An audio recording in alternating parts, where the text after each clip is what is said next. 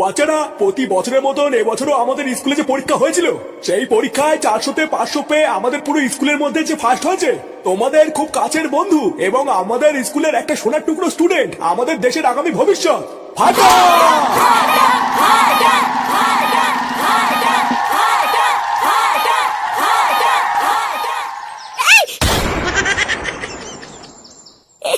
বালাই যে স্বপ্ন ছিল, আমি তো ভাবলাম সত্যি। ভূতে কত সুন্দর স্বপ্ন দেখছিলাম, সব পুরো মজা হয়ে গেল। আরে বাবা, হ্যাঁ হ্যাঁ, যদি না হয় তাহলে আমার নাম কেটে বদলে দেবো, বুঝলেন তো? আমার দাদু ভাইয়ের উপরে আমার পুরো বিশ্বাস আছে, ও যা বলেছে তা হবেই। আমার দাদু ভাই এই সারা রাত জেগে জেগে পড়াশোনা করে, জানেন? রাতে তো ঘুমাই না। আমি আমার গিনি কত বলি যে দাদু ভাই অনেক রাত হয়েছে, এবার ঘুমাও, কিন্তু ও কারোর কথা শোনে না। আরে হ্যাঁ নান্টুদা, ঠিকই বলেছো, আমার ছেলে তো সেই একই রাত জেগেই পড়ে। আমরা আবার ওকে পড়তে কোনো মানা করি না, সে রাত জেগে যদি পড়ে তাহলে পড়ুক না। কিন্তু এই সব দিককে কিন্তু আমার নাতি আবার একদম আলাদা, রাতে পড়ে না, আবার দিনে খাওয়ার টাইম পায় না। এই কালকেই তো ওদের সবার রেজাল্ট, আমার কিন্তু পুরো বিশ্বাস আছে আমার নাতি আবার স্কুলে ফার্স্ট হবে।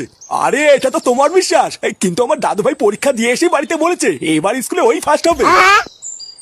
নাটুদা, ওই দেখো তোমার নাতি, ওই দেখো, আমি বলেছিলাম না আমার নাতি সারা রাত পড়াশোনা করে। এই কালকে অনেক রাত করে পড়াশোনা করেছে তো, তাই একটু বেলা করে উঠলো। কি বলছো নাটুদা, স্কুলে তো পরীক্ষা শেষ, তাহলে আবার কিসের পড়াশোনা? আরে পরীক্ষা শেষ তো কি হয়েছে, আমার নাতি পরের ক্লাসের জন্য পড়া শুরু করে দিয়েছে। কি রে দাদু ভাই, এই কালকে তো তোর স্কুলের রেজাল্ট, তা তুই স্কুলে ফার্স্ট হবি তো? হবে তো। দেখেছো দেখেছো, আমি যা বললাম তো মিললো তো। আচ্ছা নাটুদা, এই কালকেই তো রেজাল্ট, তার নাতি ফার্স্ট হলে কিন্তু মিষ্টি খাওয়াতে হবে। আরে হ্যাঁ, এটা কি আবার বলার আগে? ধরে নাও কালকে তোমরা মিষ্টি পাচ্ছ। মিষ্টি না বাল, তো ছেলে আগে পাস তো করুক, ফার্স্ট হওয়া তো অনেক দূরের কথা। লেওরা শুধু পাস না, এবার আমার ছেলে পুরো স্কুলের মধ্যে ফার্স্টই হবে, তুই মিলিনিস।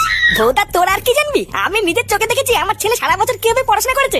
পড়াশোনা না বাল, আমি তো সবসময় দেখতাম তোর ছেলে কেউটির সাথে খেলা করে বেড়াচ্ছে, তাহলে পরে কখন?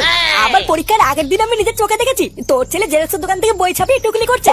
এই তুমি চাপ নিও না পল্টুদা, প্রতি বছরের মতন দেখবে এই বছর টুনটুনি স্কুলের মধ্যে ফার্স্ট হবে। আরে হ্যাঁ, ওইসব নিয়ে আমি ভাবি না, আমার মেয়ের উপরে আমার বিশ্বাস আছে। তুই তো ছেলের কথা এত উড়িস না, বুঝলি ফুটো? তোর যে ছেলে এখনো পর্যন্ত নিজের নামই ঠিকভাবে লিখতে পারে না, সেই ছেলে আবার স্কুলের মধ্যে ফার্স্ট হবে, তুই ভাবলি কি করে?